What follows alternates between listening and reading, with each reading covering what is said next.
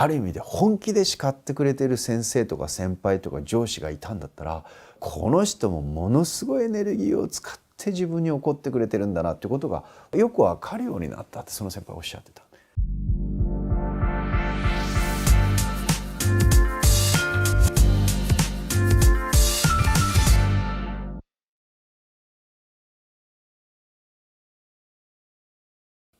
ペンネームシュウさん、年齢が書いていないので、性別も書いていないので、男性か女性かわからないんですけれど、私は怒られることを極端に恐れてしまいます。一度でも怒られてしまうとずっと心に残り続け、怒られたことがトラウマとなり、怒った人をとても怖がるようになります。当然怒られるということは私に非があり、自分のことを思って言ってくれたという感謝の意識や、相手を不快な気分にさせてしまって申し訳ないという意識を持ってはいるのですが、それでも怒られたことが頭にこびりついて離れません。そのため自分はいつ頃からか分かりませんが、怒られないようにして生きてきました。親であっても誰であっても怒られるようなことや相手が苛立つようなことを徹底的に避けています。どうにか怒られないように良い子や良い人を演じていたと言っても過言ではありません。人が怒っている光景を見るのもダメです。自分に矛盾が向かっていなくても怒りの感情がすごく苦手なのです。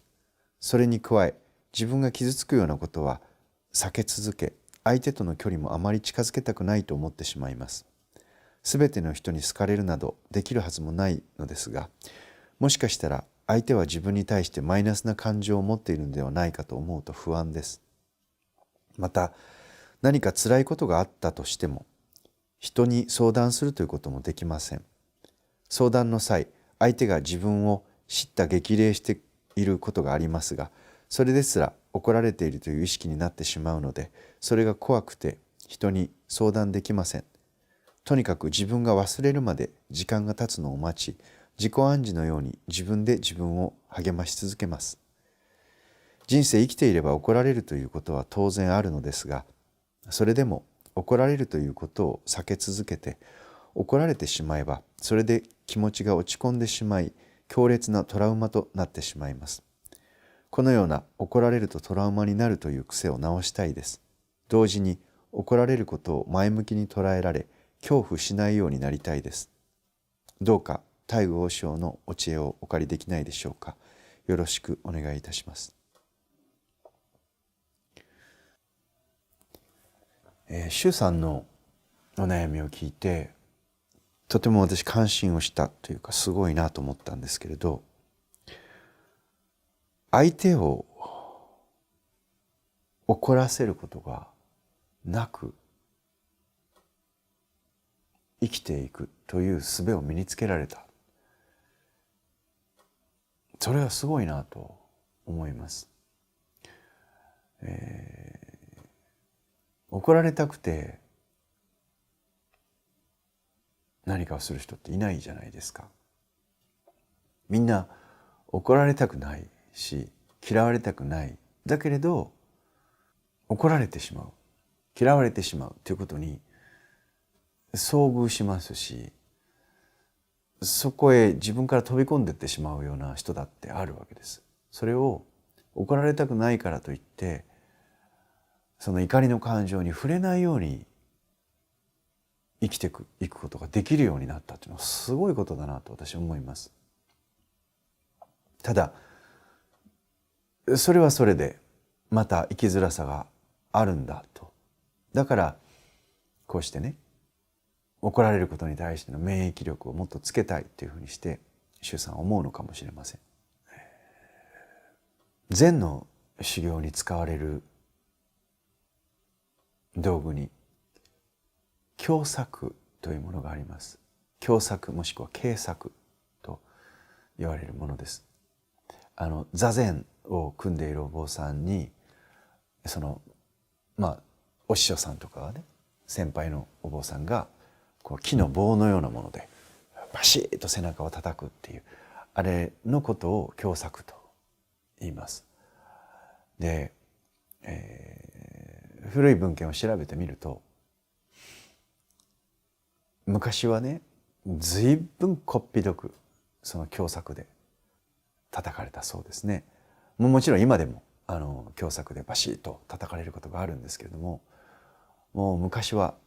かなり禅の修行道場でもスリッパでね、スリッパみたいなもので草履で頭をひっぱたかれたりとか、凶作で叩かれたりとかいうこともあったようです。心穏やかにって言ってるお坊さんの世界でも叱られたり、師匠の逆鱗に触れたりっていうことはやっぱりあるわけですね。ただ面白いのは、このお坊さんの修行で使われる凶作というのは、あくまで修行の助けとして、その修行僧の気づきを積極的に促す補助道具として使われているということなんです。私も当然叩かれるの嫌だし、怒られるの嫌だし、何か誰かの怒りに触れればそれが全く気にならないかって言ったら嘘です。それがもう気になりますよね。特に自分が叱られたくないと思っている相手から叱られたりすれば、怒られたりすれば、それは響きますよ。できることならばそういう誰かを怒らせたりということがなく生きたいと思う。けれどもやはり生きている以上、誰かの怒りに触れてしまうとか怒られてしまうってことはやっぱりあるわけですよね。だからそこが分かってるから、周さんも何とかしたい。周さんに対しての処方箋、これは何かというと、誰かの怒り、誰かに怒られるというその強烈な自分の心を大きく揺さぶるエネルギーを利用するっていうことです。でこれどういうことかっていうとですね、決してそれが理想ではないんですが、人間は自分の心が1ミリも動かない状態で何かチャレンジをしたり、何か新しいことに取り組んだりっていうことはなかなかできないんですね。けれども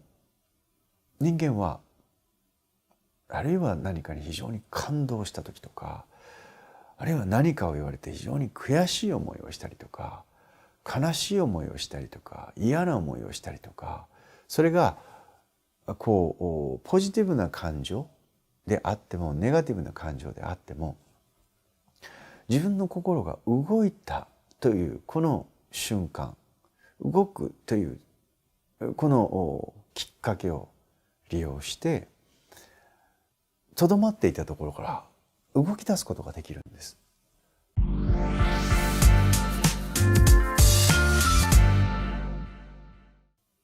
私も叱られることとか怒られることは非常に嫌だし、怒られたらその怒られた後しばらくですね、それがずっと残りますよね。でこれが残る度合い、深さと残る期間で、これは長ければ長いほど、深ければ深いほど、他のことに対しての集中力とか、なんか何をしててもそれが気になってしまうっていう、あまり望ましくない現象が心に起きてしまうんです。ですからこんなにもったいない時間はないなということで、その怒られたこと、それから叱られたこと、悔しかったことということを、それをきっかけにしてね、次はそのような怒られるような失態を自分はしないようにしたいって。水戸黄門というそのテレビの番組がありますね。その水戸黄門様のテーマ曲ってあるじゃないですか。人生楽あ略もあるさっていう歌ですね。あれの最後にね、泣くのが嫌ならさあ歩けっていう言葉があるんですけど、私はこれが大好きで、叱られるたびにこれを歌うっていうことを昔してた時期があって、今思い出したんですけど、本当そうなんですよ。泣くのが嫌だったら歩くしかないっていう。誰かを怒らせるっていうことは、問題は怒られる方が必ずしも悪いわけじゃないんですよ。怒った方が一方的に怒ってるってこともあります。だけれども私の場合振り返ってみるに、誰かに怒られたっていう時は大概自分でポカやってたりとか不注意だったりとか、そういうことの方がはるかに多いです。理由もなくただの意地悪で何か言われたりとか嫌な気分だった、それももちろんありますよ。でもそれ以上に考えてみると自分の準備不足だったりとか、自分がこうなんかいい加減にやってたりとか、そんなような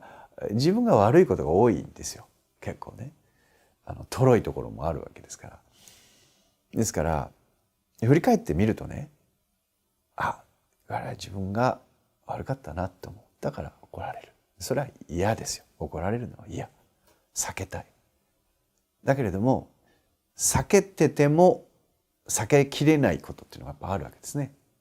でその時には私もこう上手にいなせたりすればいいんでしょうけど、それができなかったので、怒られたことを逆利用して、怒られてその嫌な感覚が自分の中に残っている間に、それを原動力としてその怒られたことを次には怒られないようにしようという一歩、ね、泣くのが嫌だから一歩を進めるっていうことをして、怒られたことを糧にしてきました。ね、ただの怒られ損っていうのは嫌なんですよ。なので怒られて嫌な気持ちにどうせなるんだったら、その嫌な気持ちのうちに怒られたことを克服して、ちょっとでも次には同じヘマをしないようにっていう力に変えていくことが1個2個3個ってだんだんとできるようになっていく。そしたら逆にね、今は早く怒られたいんですよね。早く叱られたい。で逆に私こう怒られるようなシチュエーションがあると自分から言ってます。もし何かお気に障ることがあったりとか、自分がこれおかしいことしてたりってあったら、遠慮なしに言ってください。遠慮なしに叱ってください。遠慮なしに怒ってくださいって、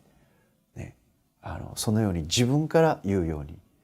しています。自分の先生とか先輩とか、ね、もしくは何かそういうこと自信がないことがあったらね、もし自分がこうやってやって不本を言いながら気に食わないこととかね、失礼なことがあったら遠慮なしにそういう時にはご指導くださいって自分から言って、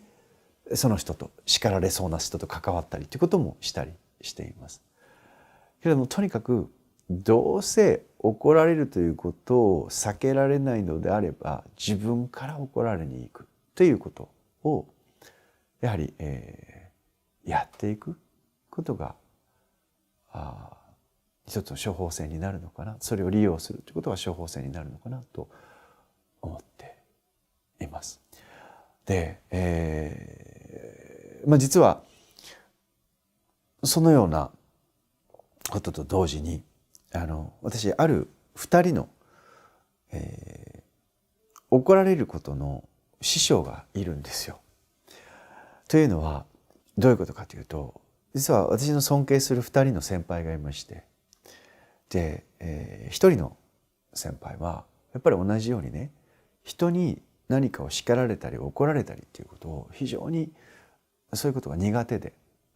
お父さんが昔お酒を飲んで暴れる人だったみたいで、非常にこう暴力に対して怯える、人の怒りの感情に対して怯えるっていう先輩がいたんですよ。でこの先輩がその自分の、叱られ癖、叱られることに対しての萎縮してしまうっていう性格を直すために何をやってたかって言ったら演劇をなさってました。でそこで叱られる役と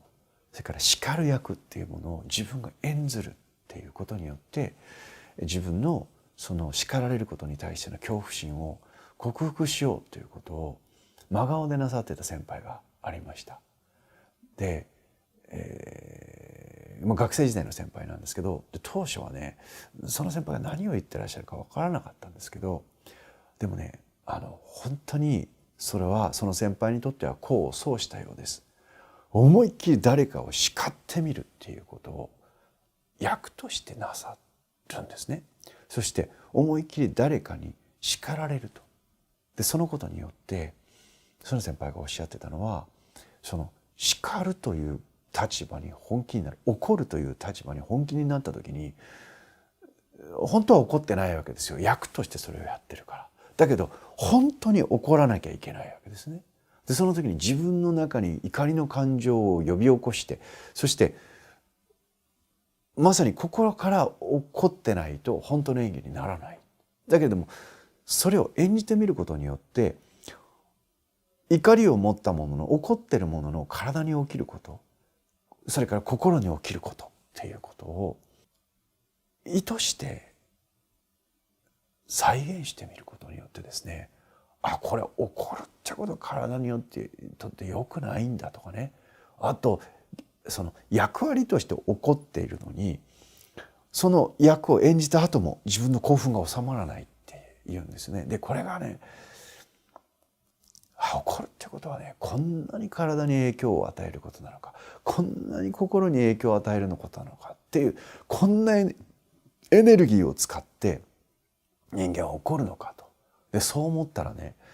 ある意味で本気で叱ってくれている先生とか先輩とか上司がいたんだったら、この人もものすごいエネルギーを使って自分に怒ってくれてるんだなってことがよく分かるようになったってその先輩はおっしゃってた。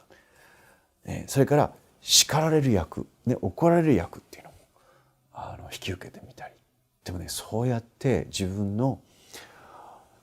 やはりその怒られるということに対してのトラウマを自分から克服なさろうとしてたっていうそういう先輩がいらっしゃいました。でもう一人はある保険会社に就職なさった先輩なんですけど、自分から志願してそのクレームを受ける部署係に行かれたって。で、それはまたすごいなと思ったんですけど、誰もそんなとこ行きたくないじゃないですか。企業のクレームとかカスタマーサポートのクレームを受ける係とかね。だけどその先輩は大学出て就職して初めてちょっと大手の保険会社に入られたんですけど、自分からお客さんのクレームを延々と受けるという部署に志願なさったんですね。と思ったら、そしたらね、やっぱりその先輩もおっしゃってたんですね。これからサラリーマン生活をしていくのに、当然お客さんから叱られたりとか、クレームがあったり上司から叱られたりとかで、そういうことってやっぱりあると。なので一番最初に自分は自分のこれから社会人として生き抜いていくサラリーマンとしてね、厳しい時代を生き抜いていくために一番最初に自分が身につけなければいけないのは打たれ強さだっていう、打たれ強さを身につけるために自分はクレーム処理係に行くんだっていう、そんな人がいるんだなと思いましたね。けれども、なのでその先輩はいつもおっしゃってました。私の特技は頭を下げることですって。もうね、自信持っておっしゃるんですよ。私いろんなことはできませんけれども、頭を下げるってことに関しては特技ですって。それだったら任せてください。いくらでも謝りますよと。いくらでも頭下げますよと。もう何時間でも謝りますよと。世の中にはそういう人がいるんだなってびっくりしますよね。だからすごいなと思いました。私はどっちかというと弱虫ですから、その人から叱られたり怒られたりとかクレームよりとか大嫌いです。もうそういうことを聞きたくないと思いますよ。できれば年がら年中避けて極楽浄土みたいなところにいたいですよ。けれどもそう願っていてもそうでないとするのであれば、打たれ強さを積極的に身につけてしまう、そういう練習をしてしまうっていうのも、これは一つの方法なのかなということを思います。さて、そんなことでね、どこまでヒントになったかは分かりませんけれども、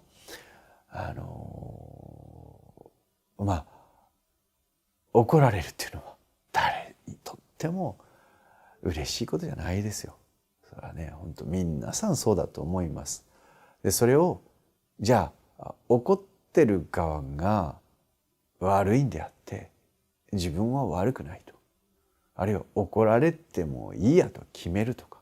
いろいろといろんな解釈あります。でもまさに積極的にどうしたら自分は怒られるということに対して、苦手意識をなくすことができるでしょうかというご質問であったので、あえて今のようなアラ治療というものも自分で決めてトレーニングとしてね、稽古として、怒られるということを積極的に利用してね、そしてそれを自分の糧に変えていくということも一つの方法論としてねあるということをちょっとご紹介させていただきました。怒られるの嫌ですね。けれど怒られるということに対して免疫がついたら、人生もうちょっとこの世間の荒波を渡りやすくなるのかなとは思います。応援してます。頑張ってください。